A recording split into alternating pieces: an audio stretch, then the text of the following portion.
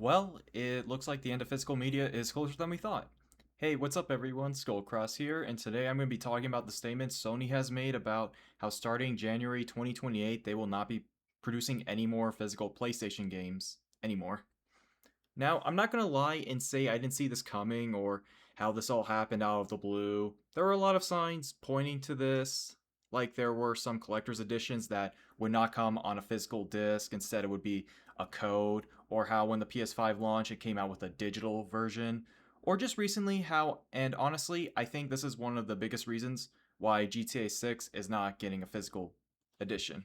Well, I mean, I guess it is because it's still getting a physical box, but there's going to be no disc inside of it, so in my opinion, that doesn't really count as a physical edition. Anyways, let's look at the official statement that PlayStation made, or Sony made. Physical disc production ending in January 2028 for new games releasing on PlayStation consoles.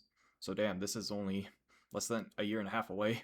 As consumer preferences and the broader entertainment industry continue to shift away from physical disc to digital, physical game disc production for all new games releasing on PlayStation consoles will be discontinued starting January 2028. Following this date, new games will be available on PlayStation Store and at retailers and digital formats only. This transition has no impact on games that have already released or will be releasing prior to January 2028 in disc format. This is a natural direction for Sony Interactive Entertainment to adapt to consumer trends as the general preference for digital media significantly outpaces physical discs. This transition will only enable us to align more closely with how most of our community prefers to access and play games today. We will continue to prioritize our resources to drive innovation in how players can access games and provide choices as to where players prefer to purchase new games, whether that's at retailers or PlayStation Store. We remain committed to delivering a world-class gaming experience to our fans, and we thank you for your continued support. Now, one thing I will say about that one line in their post as to why they're doing this is because the general preference for digital media significantly outpaces physical discs. While I don't think that's the only reason, I'm very positive there are many other reasons why, but I feel like that statement is true. More and more people are buying physical or more and more people are buying games digitally instead of physical discs. For example, I mostly try to buy physical games, but lately I have been buying more games digitally. However, people who like collecting physical games should still be able to. They should still get that choice. It shouldn't be taken away from them just because mostly people are buying digitally nowadays.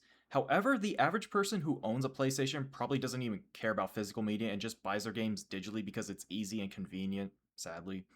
Like recently with GTA 6, so many people were quick to buy that game even though there was a lot of controversy had about not having a disc version. So, in a way, we as the consumers do share a little bit of the blame, I feel like. Now, don't get it twisted. I'm not defending Sony's decision at all. That's not what I'm trying to say, nor was I trying to say it's all the consumer's fault. But we do play a significant part in this. I'm not using that as an excuse to excuse Sony's decision in this. That's not what I'm trying to do. I'm just saying, because most people just buy digital nowadays, they just think, that's the audience that they're trying to gear towards. Now, why everyone, including myself, is against this decision is because PlayStation has removed hundreds of movies/shows from their library. So, meaning even if you purchase those items, you won't be able to access them despite already paying for those items. And the cherry on top of that is that you won't get a refund either. That is just baffling to me because if I give you money for something, you're telling me next week you can take it back from me and not give me my money back? Like, how is this not stealing? I remember not even 8 years ago, me and my friends would let each other borrow games, and I've even gotten some games from my friends because of that. Now you can't do that anymore. You're going to be forced to buy a new game at full price, and you can't trade it in or sell it if you don't want it anymore.